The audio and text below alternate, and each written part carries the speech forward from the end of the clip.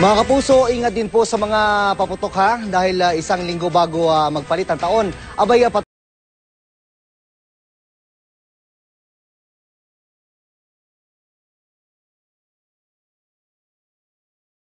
Noche Buena, nasugatan sa ilong si Aling Donna Padol ng Mandurriao, Iloilo City.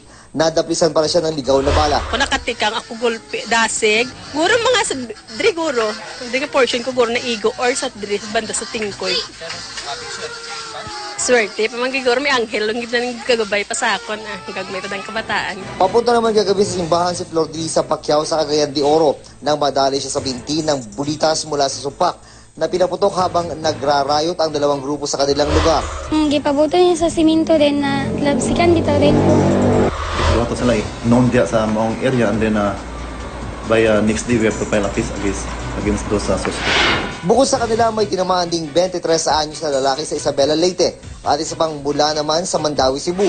Umaasa ang mga otoridad na mababawasan ang tulad nila sa pamamagitan ng iba't ibang kampanya tulad ng pagsiselyo ng mga baril ng mga otoridad. All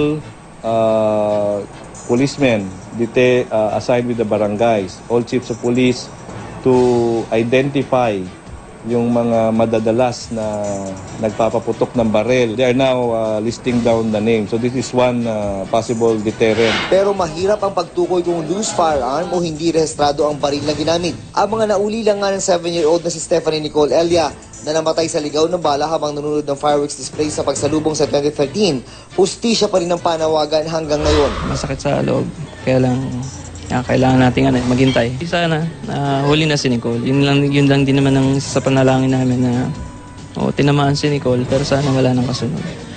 Sana natuto na yung mga may-ari ng baril.